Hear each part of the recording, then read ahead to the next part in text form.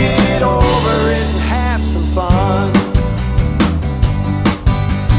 We don't have to agree, but we don't have to be enemies. We don't have to hang out, but we don't have to quarrel and shout. We're all in this together. We got a one-way ticket on the third rock from the sun. So since we're all in this for better or whatever, how about we just get over it and have some fun? We don't have to cuddle and coo, but we don't have to hullabaloo. We don't have to love at first sight, but we don't have to fight. We're all in this together. We got a one-way ticket on the third rock from the sun. I know. Welcome to the JennyQ Show tonight. My guest host is Jen Hoverstad. Get ready for an amazing show with amazing guests. I'm live at the Enlightened Audiovisual Reality Council Big Bash. On the stage tonight. I have fun, guys. That's right. It's the JennyQ Show, but I am your host, Jen Hoverstad. You may recognize me from the show .live that I co-host with Mitch Jackson on Wednesdays, and I am so honored that JennyQ has asked me to host her show, but she has left me in good hands because I have her producer, Rob, here with me. Rob, if you want to come on screen, let people know that we're good here tonight because you are still at the helm, and even though JennyQ may be having a great time, we are still here in control of everything. Right, Rob? Yes, we are. And of course, the clock is going off right now. So, so I apologize for the cuckoo clock going off. Hey, that's all right. That means it's time to get the show going. And of course, as you guys just saw, right, Jenny is at the Idaho Virtual Reality Big Bash. Over 550 people. She recently texted me, said some huge names are there. She's having a great time. And I think, has she sent us some pictures, Rob? So we're going to go, I'm going to show this to you in a little bit, but I think today was so cool because, she was hoping that she would be able to get on the board of the Idaho Virtual Reality Council, but it didn't quite work out. But it was almost a little bit like Sweet Revenge, not revenge, but we did a live stream with Kathy Hackle today on her Periscope producer, and that was cool. So it was like, boom.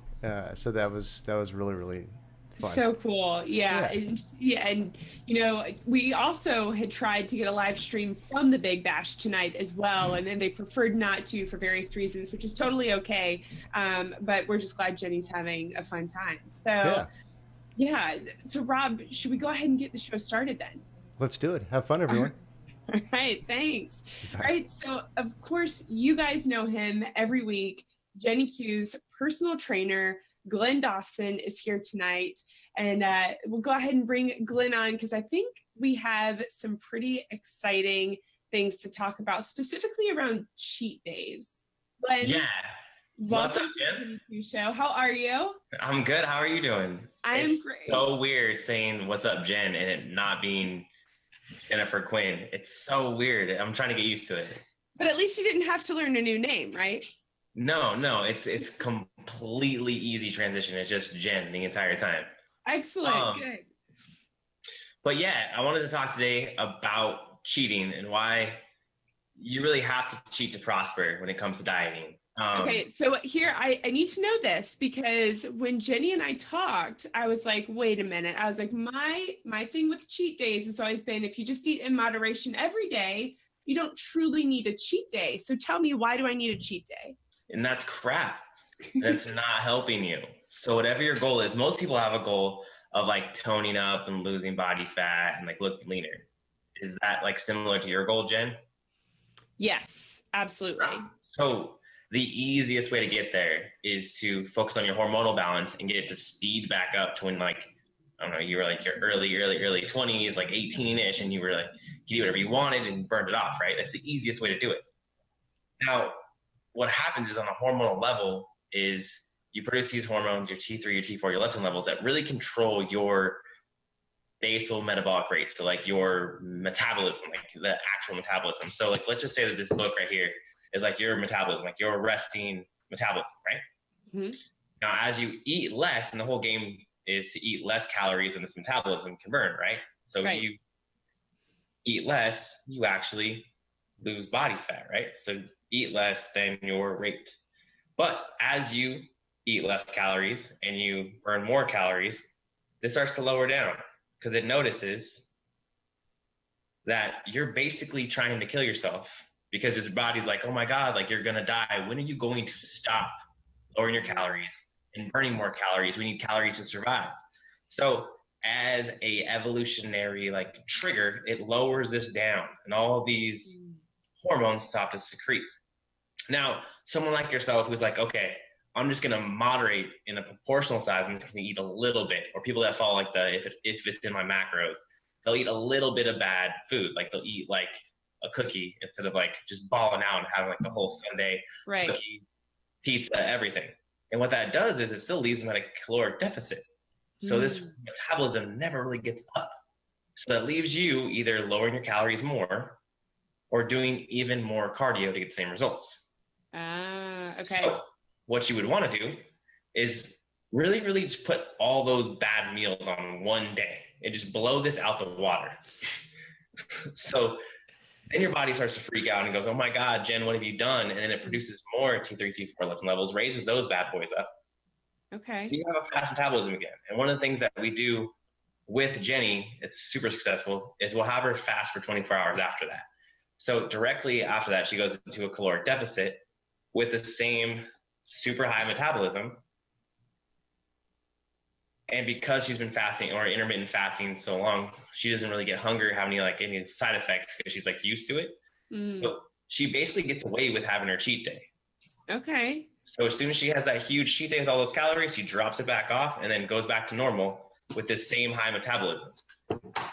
Okay. And so this picture that we're looking at here, I mean, are you saying like I can literally eat whatever I want on my cheat day? Yeah, you have to. In fact, if you don't go above that caloric level that you're used to, your body will not reset your calorie burning potential. And that's one of the biggest reasons why the Biggest Loser contestants lost all that weight and gained it all back rapidly, is because they destroyed their hormonal environment, destroyed their ability to burn calories. So yeah, if you're gonna cheat, don't cheat every single night. Put that on one single day, blow that day up, and then go back to getting at your goal. Okay. Well, that makes perfect sense. So I am not as opposed to cheat days now because you've actually explained that process. But of course, as you've also said, on, the days outside of your cheat day, I mean, this is someone who, like JennyQ, is working out on a regular basis, has someone like you, Glenn, who is coaching her throughout this process. So you are not necessarily talking to our couch potato friends who are already kind of like not working out. Like, these are people who have exercise already incorporated to their days, right? It's everyone, but the one thing I would say is, like, if you're gonna do the whole cheat day thing, you've got to earn it. Like, you've got to have a caloric deficit. You've got to have been eating well enough to actually lose body fat, and that's really what triggers it if you start to lose body fat. So it kind of sucks because the leaner you get, the harder it is to get lean, which is kind of unfair for a lot of us. You get to get really close to your goal, and then you got to try twice as hard. You got to put in more, and that's not the way it should be. Like, you just trick your body, fix it so that your body will work with you to get to your goal the fastest way possible. But yeah, if you've been bullshitting on your diet, it doesn't make sense just to have a huge cheat day for no reason. Right. At least eat healthy, and then when you notice your body isn't burning any calories anymore, normally it's 2 to 3 weeks, you have to have a cheat day. You have to, otherwise your progress is just going to decrease the entire time. It's not fun. Okay, well, there we go, you guys. Glenn has said it to you tonight. Have a cheat day and make sure you get those calories up to help benefit your body for sure. So Glenn, thank you so much for being on the show, and thanks for that advice. I appreciate it. Thank you, Jen. You're killing it. I love it. Thank you. Have a great night. You too. All right, so for those of you joining us tonight, you know that we have the debate that we are competing with. So whether you're watching us live or watching us on the replay, we appreciate you tuning in to JennyQ tonight. So we have lots of people in the chat this evening. We appreciate you being here. Nicole, Zach Hoffman, B, Jeff.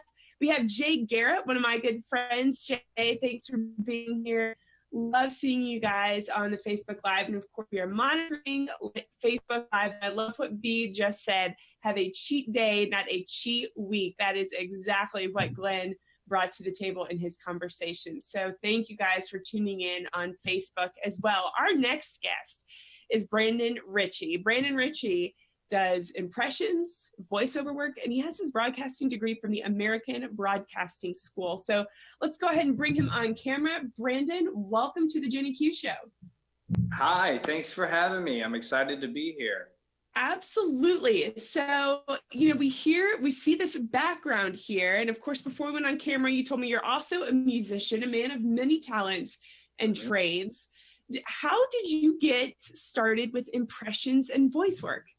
Well, I am an only child, so when I was younger, I would mimic things to entertain myself. I had no brothers or sisters or anything. So, for example, I'm a huge Three Stooges fan. So, when Curly came on, I was always, going, "Hey, Mo, here, sweetly, woo, woo, woo, woo, woo," and doing different things like that. And I had 3 to 5 different voices, and then I ended up getting on Periscope. And that's where I do a lot of my stuff. I do like different game shows for people to win free voicemails by me that I do. I actually do over 155 voice impressions. So yeah, that's just kind of where it all started from there. And I went to broadcasting school to get my degree. And yeah. So I wanted it to make it a career. And you can see behind me, I don't know how well you can tell, this is my studio behind me that I have done. So yeah. Wow. So 100 and over 155 voices. I mean, that's amazing. How do you teach yourself these voices? So we've gotten a glimpse of one. Can you, maybe what's your favorite one you're doing right now? Let's just go with something, my wife is on a debate tonight, and she's gonna kill me if she knows I'm on this show. Oh man, she's gonna kill me. She's a mean person sometimes, but that's neither here nor there. I do Bill Clinton to, all right, Patrick, no. Some SpongeBob, the Shaggy and Scoob. I like, hey Scoob, like what's going on, pal? Like there's monsters everywhere. To Beetlejuice. Hey, I've been to Saturn. Hey. Guess what? Same rooms. They're freaky, right? I know, right? You got to say my name 3 times, and it's showtime, baby. So, I do different things and cartoons. I just hear and mimic. So that's kind of how it's always been with music to voices. So I lucked out on that part. So we have a request on Facebook Live. Thomas is asking if you can do Darth Vader. Darth Vader. Actually, I can't. The breathing, the whole type of thing. That sounds good to me. So you started out with Three Stooges. You've now evolved 155 voices. You showcase this on Periscope. Tell us more about your day-to-day here. I mean, obviously very talented with your voice. Is this considered your full-time job, or is this just a hobby for you? No, it's considered. I'm making a full-time job. Awesome. And I'm looking, I have my broadcasting degree, so I actually do actual voices, not just impressions, but, intros for people's shows on here, for example, that I can do. I've done commercials before. I was a DJ on internet radio for 10 months at my broadcasting school, to where I had to write my own commercials. So I have a degree in that as well. So I'm looking to build up that now that I have my studio, I'm looking to build up a clientele to do voiceover work and be a voiceover actor. So that's what I'm trying to get into. Wow. So, well, it sounds like you have quite the background to bring you into voice acting as well. So that's great. When you went to broadcasting school, did you envision this would be the route that you'd take? No, actually, I thought I was going to be a radio DJ. I thought I was going to do that, and having that whole radio DJ voice, and that type of thing, and it was right when the economy hit and it dropped, and so I didn't end up getting a job. So I ended up getting into a band again because I've been playing music since I was 14, and I'm 30 now, so that's been a while that I've been playing music and stuff like that. So I went that avenue, and that kind of panned out and stuff. So I wanted to come back to my true love, which is doing voices and being a voiceover actor. And so tell us a little bit about your music career. I know you said that you've basically gone as far as just not being signed to a label yet, perhaps. So Right. What kind of music do you play? What kind of bands have you played in? Well, I was a singer in a metal band, the screaming, singing stuff when I was younger, of course. Almost got signed. I was younger then and stuff like that. So that didn't pan out. And then I ended up getting into a country band playing drums called Restless Highway. And I'm in Fort Worth, Texas, and we ended up going to Phoenix, Arizona to record with some producers. And actually one of the producers there produced Justin Bieber's album. So we were getting as close as possible. We had a CD. It's all over cdbaby.com and stuff like that. And that it just didn't happen. It's just one of those, it's really hard to get into. It's a really hard industry to get into. So, Absolutely. and my dad was actually a signed country artist when I was a kid. So I grew up around music and studios and all that type of thing. Wow. So, and who is your dad? My dad is Chris Richey. He did pass away 9 years ago, but Okay. a family friend of ours is Chris Cagle, if anybody knows him. Yeah, absolutely. Heather, and I grew up with Chris Cagle. So I was kind of born in that industry. So I tried music first and then found voice impressions and voiceovers and stuff like that is really what I wanted to get into and I loved the most. So what did your country music dad think of the metal hair band that you were originally in as a teenager? He was in a metal hair band when he was a teenager. So it felt, fine for him. It felt like I was following in his footsteps. Yeah. So I loved it. He was there at every show and stuff like that, rocking me on and stuff. So it was fun for him. It was really a lot of fun for him. And it was fun for me too, to have him be there, when I was a kid watching him and now he's watching me. So it was really cool to see that. That is awesome. Okay, so before we let you go, can you give us maybe another voice or two, things that we may recognize right now in pop culture, things that maybe you don't get to do as often, you get the opportunity right now to showcase them? Sure. We'll do some throw me a freaking bone here. Where's me Nene? Yeah? How about no? That's just weird. And then we got some let me go down here. Wow, it's so awesome to be on the show. You're doing a great job hosting. I mean, wow, you're doing an amazing job. It's so awesome. And then, we have some, what, you don't like my house? My house stinks. My whole life stinks. Hey, yo, Adrian, what's going on? Different things like that. Or a relevant one would be more of a, well, hello there. Hello. You want to know how I got these scars? See, my father was a drinker and a fiend. So there's some more different stuff for you. That is impressive. So we've only seen a small selection of your over 155 voices, but that's amazing. Exactly. So thank you so much. You are welcome. And Brandon, if people want to stay in touch with you and follow you online, how can they get in touch with you? Periscope is Brandon the Irish Beard Richey, hence the beard. Brandon the Irish Beard Richey. Twitter is Brandon Richey _. So, excellent. And that's where a lot of people can go on my Twitter and they can write me if they want a voicemail. I do a lot of voicemails for people, whatever they like. Liam Neeson, I just did one from Liam Neeson and different things like that. So very cool. So. Great. Well, Brandon, thank you so much for being on the JennyQ Show tonight. We appreciate it. Thank you. You're amazing. Thank you. Thanks. Have a great night. You too.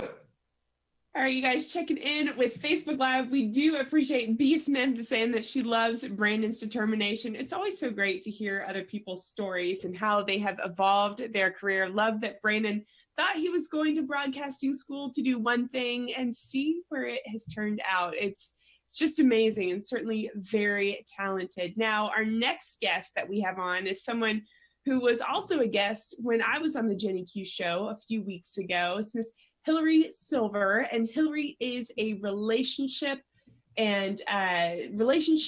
sex counselor. She coaches couples as well as coaching in relationship strategies. She is absolutely fascinating, and I'm really excited to talk with her one-on-one tonight. So Miss Hilary Silver, let's go ahead and bring you on to the JennyQ Show. Thanks for being here. Hi, good to see you. It's good to see you too. And so, you know, tonight we just get to have kind of a conversation about some, I would say, relevant issues in like today's society with technology and relationships, just like we're on right now. And I think when you were talking, you demonstrated it as this right here. Yeah, it is. It's this. If it's not social media, it's a video game or it's email. Right. You know, yeah, I think that our devices are getting in the way of our intimacy, and we think we're connecting, but we're connecting with people out there who really don't matter that much. Right. And we're not connecting with the people who matter most. And people come to me when it's kind of crisis time. So let's talk about that. So people are coming to you when it's crisis time, and obviously sometimes crisis means that we're too far gone. It can't necessarily be fixed, although ideally some strategies can be put in place to fix it. What are some signs that we should be looking out for that either we need to open up communication because we feel like our significant other is maybe attached to a device, or perhaps signs we should be looking out that we're attached to the device and we're the problem? yeah, I think sometimes we just don't see it until we're feeling it, right? We don't see it, but we feel it. And I'll just tell the story of what happened to me, even me, right? So I teach all of this stuff, but when Periscope came out, I was addicted. And I just was swept up. It was a high. It was exactly the platform that I was looking for, because I was just starting to feel like I wanted a stage. I wanted to do more speaking and to share my knowledge. And then there it was, this easy way. And then so I was broadcasting every day, and I was like always looking for other people to be connecting with. And I was on my phone all the time.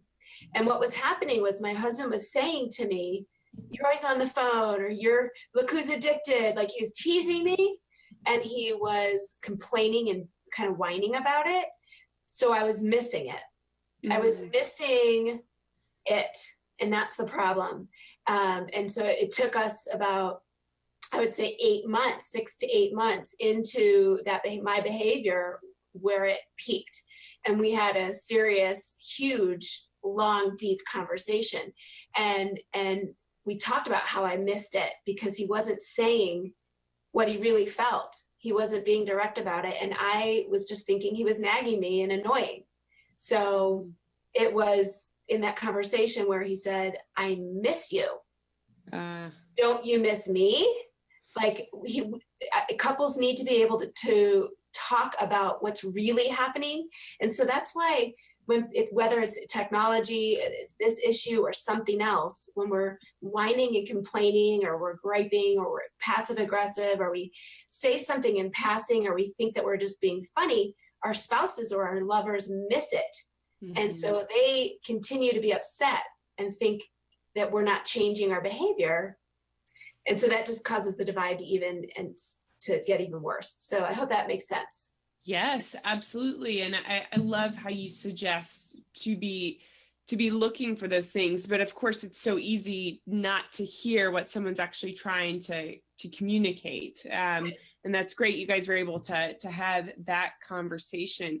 What do you see as far as maybe society in general? How is this changing the way we communicate in our relationships, or maybe our expectations for communications? Because I hear all about now people, and granted it's typically younger people who are dating, but breaking up over text messages, or having serious conversations in writing on our phones versus like you and your husband, like person to person, face to face. Are we seeing that like natural evolution where we're just writing and typing more to talk? I think it could be. And I think that just might be a new normal, right? We grew up when it was like you have those conversations in person, and then it was, well, maybe we just can do it over the phone, and now it's like over text. And I honestly, when you're in a relationship, I think any communication is good communication. And if some people struggle to do this with words face to face because it's too intimate and too intense and too scary, so they don't, I think texting conversations are great. Mm-hmm. Do it somehow, right? Communicate. And I posted a picture of a text conversation that I had with my husband because it was a good example of flirting, right? And I think that's a great way. So it's not all bad. It's definitely not all bad. And it's here to stay, and it's probably just going to keep exploding. So we just need to find a way to make it work for us instead of against our relationships. Absolutely. So let's talk about some of the dark side of technology here, the temptation piece of it. We hear a lot now about people who are reconnecting with past relationships on Facebook, whether it be like an ex-boyfriend or girlfriend from high school, or just someone from their past they haven't seen in a long time, and maybe starting a new relationship there, whereas they're kind of already married or something else is going on in their real life. When Facebook first came out, yes, that was happening a lot, but I think it's happening even more now because of live streaming. We're getting to know people quicker. We're connecting faster. We're getting to know them. We feel this intimacy with people immediately, more than just seeing them. And so it's not just old flames, but it's new people too. I mean, there's a hashtag digital infidelity. I mean, it's digital. I mean, it starts with an emotional connection. And, I think that, everybody has their different philosophies on this, but I mean, some people say that even people who are happily married have affairs. I think that's probably less likely. I think that when we're lonely and we're not connected and we don't feel important is when we're really prone and ripe for that to happen. And so all it takes is one tiny little connection with somebody that you weren't actually looking for, but there it is, to be it's like a red carpet being rolled out, So I think we need to be really, really careful. Absolutely. What kind of boundaries or maybe signs would you say people need to look out for in order to be careful and to, if they realize a conversation's heading a certain way, what can they do? So you mean like if you're the one in it? Yeah, if you're the one in it and you find that you're like, oh, wait a minute, like this could be crossing a boundary here. If someone has said something to you or approached you with something, or perhaps, like you said, you're just unhappy and maybe you don't realize the direction that a conversation. If the attention of somebody feels so good, then you should question why it feels that good. I mean, it's nice to get compliments, but if you're getting compliments from people and it feels that good, it's either a sign that you struggle with your own self-worth and your own self-esteem, and so you'll take it from anyone, or it's a sign that you're not getting enough of that from your significant other. And so just to check yourself. And when I've done talks, I think the first time I was on JennyQ, we talked about emotional affairs actually, and I said if what you're doing is something that you feel like you have to hide from your spouse, then you want to question yourself. If it's something that, how would you feel if you caught your spouse having this kind of exchange, right? Ask yourself that. And there's a few other things, but really you have to just pay attention to what's happening to you, what's happening inside. Are you really looking forward to somebody, somebody that you work with, or somebody that, so in person at work, or you really look forward to that person showing up on your video, or this, it's too much. That's a great point. And that's all good things for people to be aware of in the digital age. Now, you did have a question on Facebook Live. Thomas wants to know, how was the hiking adventure? Follow me on Snapchat and you'll see. There we go. Whole thing. I went on a daytime date with my husband. I took the whole day off and we went to Boulder and did this beautiful hike that we like to do. We haven't done together in a long time, so I snapped the whole thing. So And what's your Snapchat name? Ask Hilary Silver. Okay. Just like everywhere else. Perfect. And so you guys, if you want to learn more about Hilary's advice and Hilary being a counselor and of course providing that advice obviously on social media, but also on the web, you can go to hilarysfwords.com. Yes, F is in Frank, among other F words, hilarysfwords.com. And of course you see there, that is Hilary with one L, and she will tell you her 5 Fs for keeping it hot. It is a workbook, so you can sign up right there to get that advice. And Hilary, how else? So, we've talked Snapchat, we have your website. How else can people keep in touch with you? So the Hilary's F Words is not my website. That's just a place where you can go sign up to get the workbook. hilarysilver.com is my website. You'll find everything else there. Links to all my social media. I'm at Ask Hilary Silver everywhere. So great. Yeah. Excellent. Well, thanks for coming on tonight. It's great to see you. Chat with you. Well, have a good night. Thank you. You too. All right. You guys, the JennyQ Show would not be made possible without terrific sponsors. And tonight we have Just Pure Minerals, the sponsor of our show. And they have given the JennyQ Show this special deal. You can see right here. You can go to bit.ly/JPM. So Just Pure Minerals, JennyQ, for 25% off at Just Pure Minerals. So again, shows like this coming to you live do not happen without the support of others, and we certainly appreciate Just Pure Minerals. So take advantage of that 25% off offer just for our viewers. So now we have the big show coming up, Mr. Jeff Fitzgerald, who I'm so excited to talk to. He is a broadcaster, live streamer, and a producer. But here's the thing, is that he started doing this at age 17. I mean, he grew up with it. His mom was a producer, and so this has always kind of been the life that he has lived. But he started at a very young age, even after being told in 8th grade that he would not amount to anything. And, I'm already partial to him because reading his bio, he says that Chick-fil-A is one of his favorite places to eat. And for you, those of you that follow me on Snapchat, Chick-fil-A has my heart. So I'm excited to bring Mr. Jeff Fitzgerald into the show tonight. Jeff, thanks for being on the JennyQ Show. Hey, it is terrific to be with you. I'm wearing my Chick-fil-A red shirt. I look like a manager. I love it. I love it. So, Jeff, you were exposed to television radio at age 7. Your mom was a TV producer, and you became interested in video in 7th grade. Kind of walk us through, what was it like growing up with a mom who was in television? Well, at that time, I'm 51 now. In the 70s, it was really incredible being 9 years old, going through the local Fox station for the Christmas parties with the anchors. And I remember being 7 years old in WAVA, one of the news radio stations in the area at the time, overlooking the Potomac River in DC. And really it was a really cool exposure to a world that I didn't know was any different than any other vocation. But I think, as we know now, it's an incredible opportunity to reach the world with your view and your voice and those kind of things. And it was really, really kind of cool looking back on it. So, you received this advice in 8th grade that you weren't going to amount to anything. You were diagnosed with Tourette's as a teenager. Where did the inspiration come from for you to really stick with this interest? It's a great question. It was funny. The 8th grade journalism teacher I had actually told me that I would not amount to anything in journalism. And so I hope Joy Stoneham, if you're watching, just want to say, hey.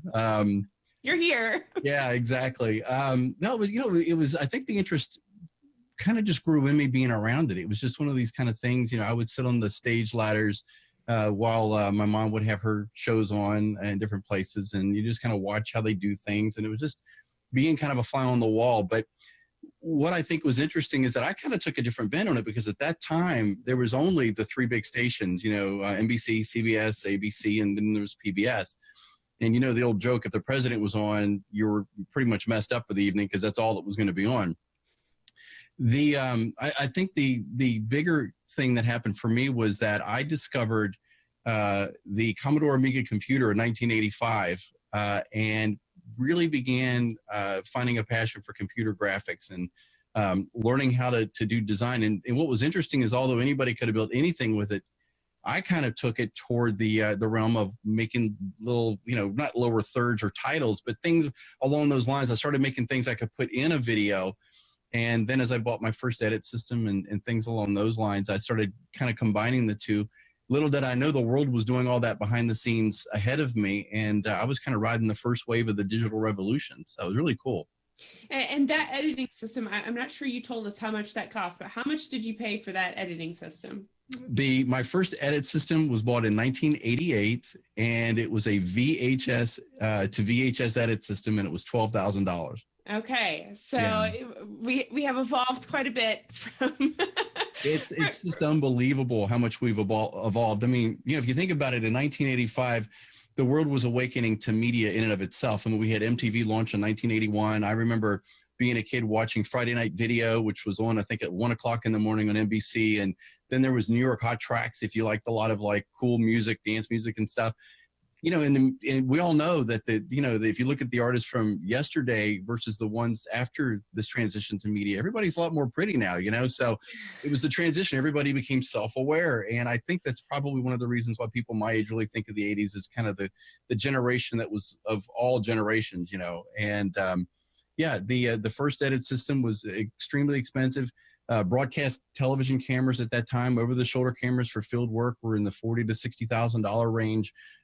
It was locked to a very select few had a voice, and they controlled that narrative, whatever it was. That was what, broadcast looked like in those days. And then, for me in 1991, having that Commodore Amiga computer, which was an extremely popular computer among creative folks, along with the Mac, obviously, there came a little card. Some of you may not even know what this is, but this is actually a card that goes into what was at the time like an old PC. It was the Amiga.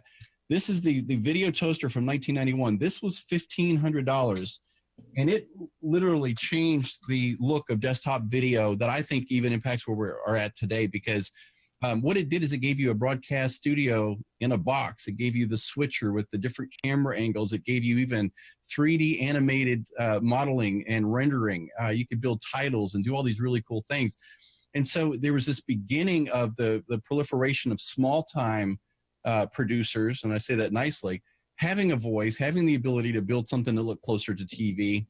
And it really made an incredible impact, certainly for me in that world at that time. That was the early 90s. So tell us about the actual broadcasting piece. What kind of broadcasting did you start out doing? Like, were you someone who just, very focused on maybe one subject or sports, or you stayed within a certain realm, or what kind of broadcasting were you doing, and how did that evolve into the 90s? Well, yeah, primarily my broadcast work in the early part of my life, the late teens, early 20s, was really working with my mom. She had done a number of projects that aired on PBS nationally. She'd done a number of documentaries, and I ended up being her Betacam operator, primarily because it was just, she kind of trusted me more than other people, and she figured I could learn it and that kind of thing, which was a great encouragement to me. But it was interesting. I mean, I got my chops in the library in 7th grade, playing with a reel-to-reel black and white VHS edit system and a camera, just like everybody does with an instrument for hours, just learning it. Well, as I got older, I started doing a lot of sports, doing a lot of high school sports, a lot of soccer and football and things like that.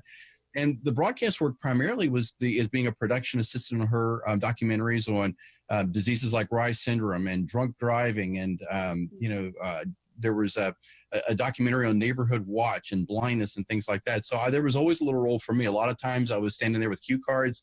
But again, being exposed to it always is a great thing. And that's why I always encourage folks today, no matter who you are, where you're at, you can definitely do these things. You just have to step into them.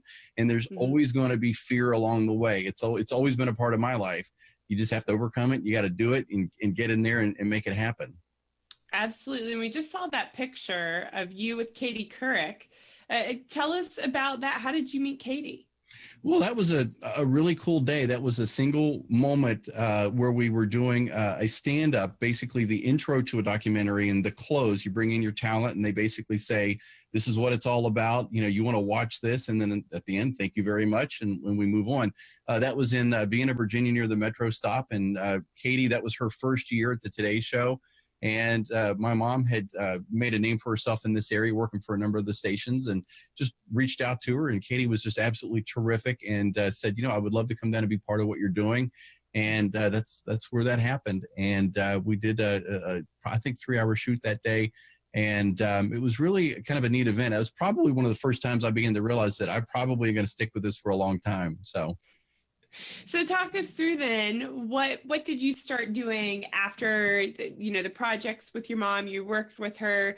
So take us into late 90s and the early 2000s, especially too, as we started to see the more widely accepted use of, the everyday person using computers and some of the technology perhaps you'd been playing with and had a higher price tag before.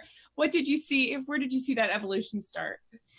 Well, it was interesting because I actually took kind of a left turn in this whole video realm. In 1994, I was one of the leaders of the Amiga user group with 400 members, and I was coming out of the venue, and somebody said something to me about the web, and I looked at them like they were talking about spiders or something, and obviously it was the World Wide Web just coming online.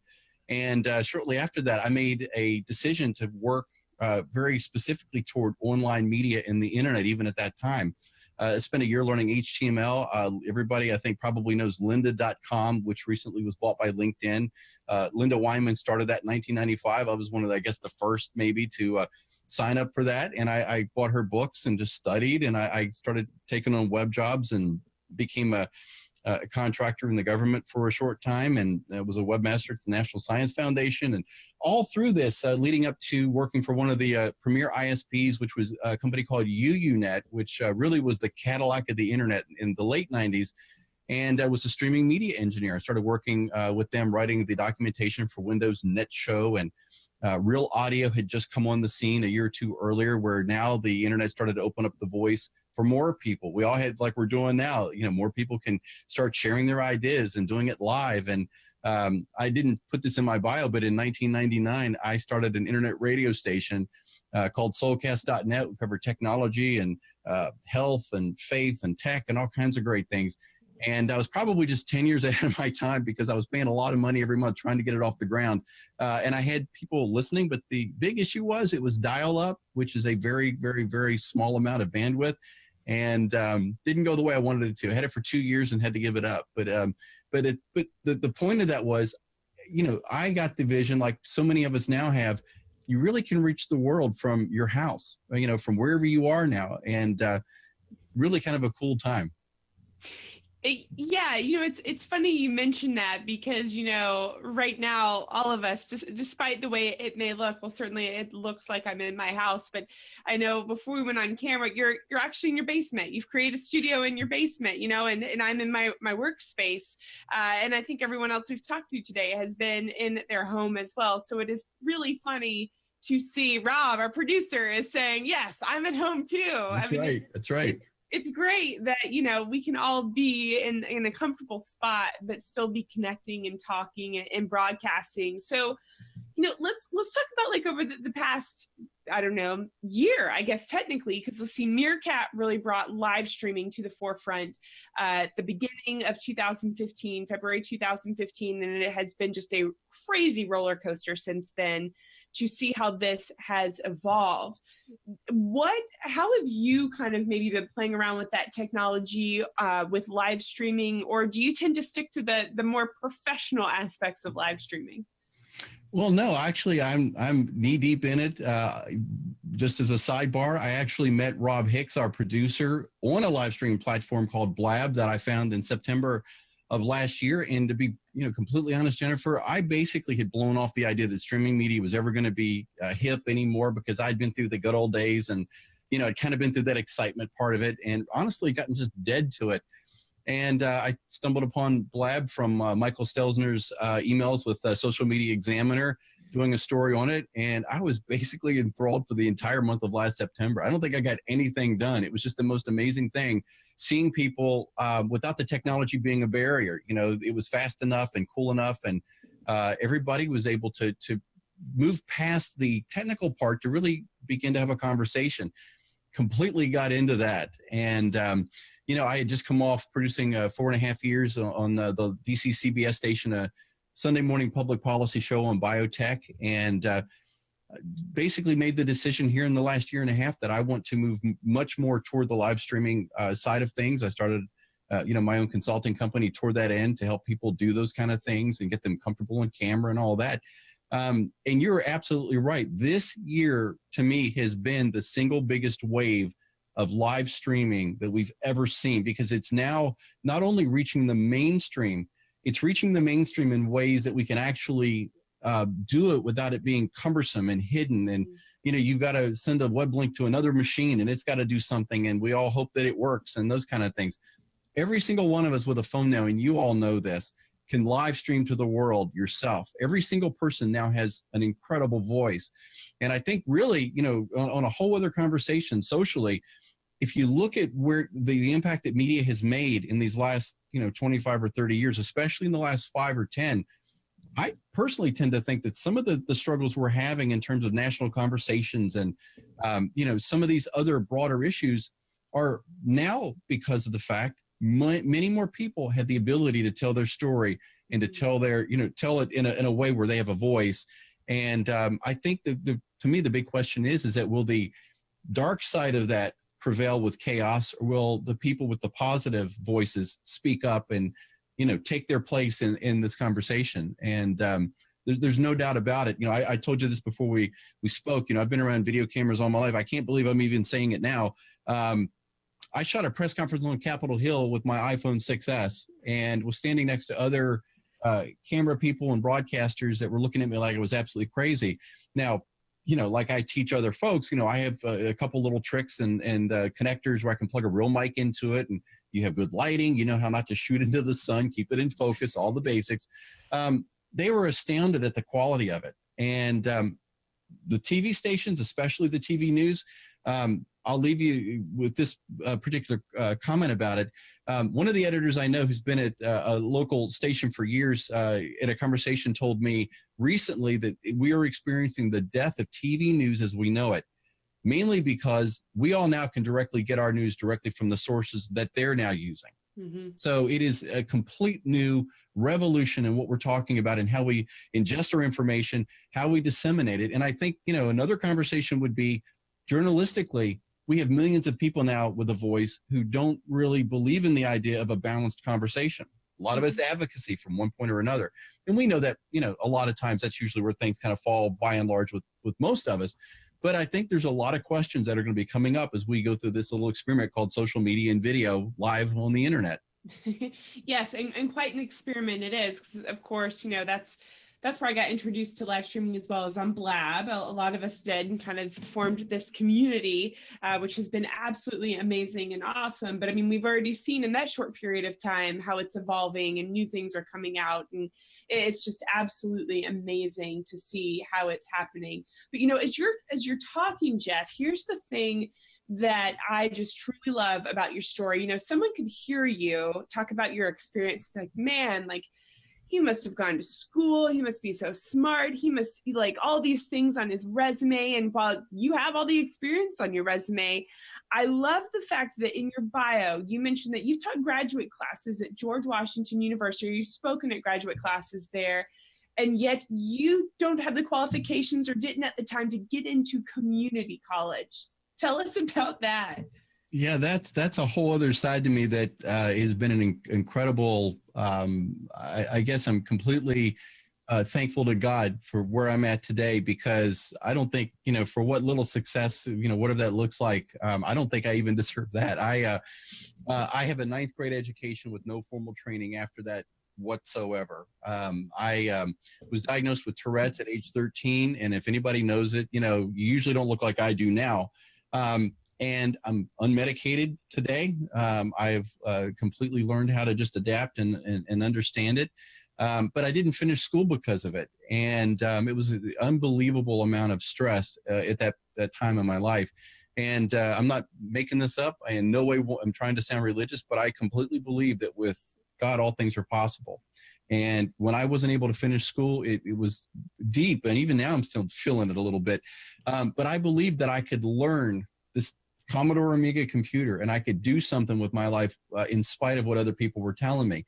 And I never honestly look back, and there's been an incredible amount of failure, an incredible amount of challenges. And even today, while I'm doing really, really cool things with a lot of great people, there's still great challenges in these things.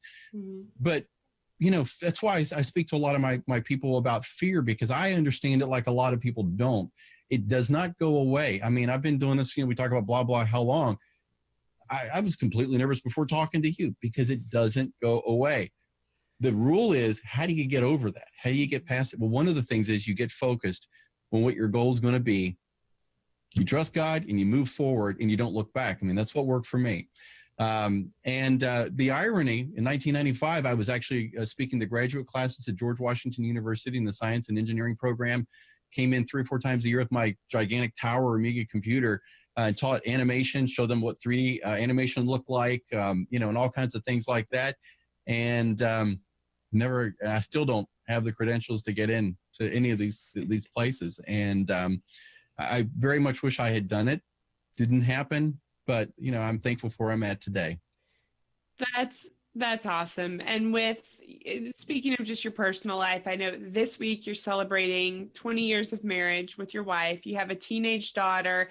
What kind of advice do you have for your daughter as she kind of experiences what was a very rough time in your life for you? It's incredible. My kid is absolutely unbelievable. She'll be 18 at her next birthday. And, by the way, she just started working at Chick-fil-A a month ago. We're all gaining weight. There we go. And she's just been an inspiration to me. And what the really cool thing about watching her is that she's been around, my room and all the little knobs and things. I've always had this. It's been kind of part of my deal. I never really thought that she was, all that greatly interested in it and understood it. But there are occasions when she absolutely floors me with what she knows. I mean, she's acing her digital arts classes and things. And it's not just about those things, but what I'm seeing in her is the fact that she is getting the clue and understanding that media is important in our society today. And I believe it's just like in Star Wars, there's a force of good and there's a force of evil. And to me, media is one of the few things left in our world that can change hearts and minds. But it's how you use it that can happen, So my advice to her or anyone who's young looking to do something, honestly, every single one of us now have no barrier to the technology. It comes back to telling a great story. What is your story? How do you engage somebody, whether it's sales or human interest or whatever it looks like? How do you tell a story in a way that people can understand it, And to me, this sea of selfies, as we call it, is going to subside, because at some point, all of us are going to get tired of seeing just another talking head. At that point, the story and how we tell it are going to come back to the forefront of all of this. So what happened years ago is coming right back around, which is when you tell a great story, people want to hear it. And yes, but I'm deeply thankful for how good she turned out in spite of me. So. That's awesome. Well, before we let you go, I know you have some exciting projects that you're working on. Like you mentioned, last year you started your media consulting company, Jeff in High Def, and then you also have a new brand, biztv.news. So tell us what you're doing there. Absolutely. Yeah. My old joke to everybody now is I have another year before I have to go to J in 4K because the high def thing is going to get old. But, what I'm actually doing is I'm doing online news for business to business, to enterprise companies and, medium-sized companies that really want to get their stories out there. And so what I do is I go into a company and I work with their people. I'm not replacing their media team, but I show them how to do their media in a way that actually is better. I show them how to shoot better, tell the stories better, do the editing better, really improve their game. And then they go out and they shoot the stories of interest within their organizations. And then I take it and I do my green screen thing and I look like CNN and I'm standing there and I'm showing them up and we're showing the over the shoulder graphics and it really becomes a really cool little product for them. And we're doing it now both internally to some clients and externally to other clients. So there's a version that's for the inner crowd that hears all the things about this meeting's coming up. And, this person was in South Africa helping children with better water quality, and then there's the external version, which tells different stories and things. And it's something that I actually think in the world we're living in is going to be extremely popular. So I'm definitely working that angle, is doing a lot of online news. Excellent. And then you also have a fun game show coming up. Is that right? I am working on a game show. In addition to all this nonsense, I love being schmaltzy. And so I am working on a project with my wife called Game Show Loco. And we did it. We've been working on it now for about a year, and we are about to launch in the next couple months. And not only for it being live venue, but actually in corporate America, one message helping companies drive their points home to their crowd in a way that is extremely entertaining, completely cheesy, and downright witty and fun, and hoping to have a lot of fun with it. So that's awesome. Well, we wish you the best of luck as you pursue those ventures. And Jeff, if people want to get in touch with you, what is the best way, or where can they find you? Oh, absolutely. My website's jeffinhighdef.com. You can certainly see some of my work there. I'm on Twitter at jeffinhighdef. And if you want to send me an email, if you want a free consultation for any of the things that we may have talked about today, would love to talk to you. And, my heart is to encourage folks to understand that no matter what you're trying to do, there's a way and there's somebody who can help you along that path. And I'm just thankful to be here today. Excellent. Well, Jeff, thank you again. And I hope you have a wonderful evening. You too as well. Go Chick-fil-A, right? Yes, absolutely. Absolutely. So you guys, as we wrap up our show this evening, I just want to thank you for being a guest, whether you're watching live or on the replay. We had some fantastic people join us on Facebook Live. Thank you so much for participating. If you want to be on the show, you can. Just let us know, or maybe you know someone who'd be a great guest. You can go to JennyQShow.com and just click be on the show. It's literally that easy. Suggest someone, or you can apply yourself. We'd love to have you. And of course, again, thank you to our sponsor, Just Pure Minerals, for sponsoring tonight's show. And JennyQ, we certainly missed you, but we know you had a fantastic time at the VR Bash. Again, my name is Jen Hoverstad. You can follow me on Twitter at Jen with one N, Hoverstad, and I would love to connect with you there. We will see you next week when JennyQ will be back on the JennyQ Show. Thank you guys. Have a great night.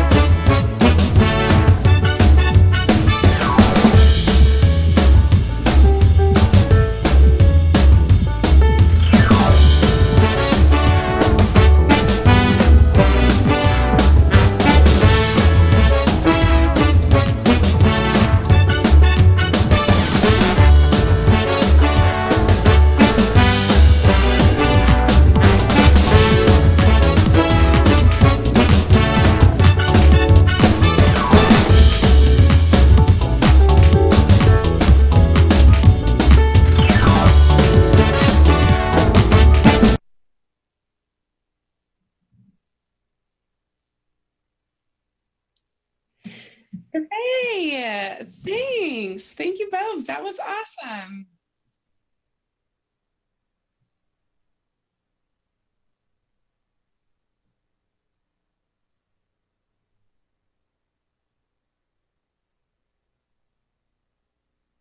Yeah.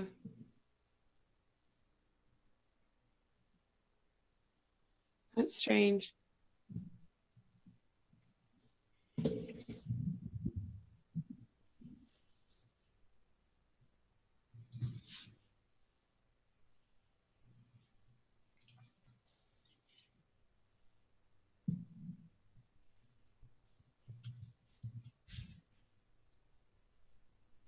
Excellent.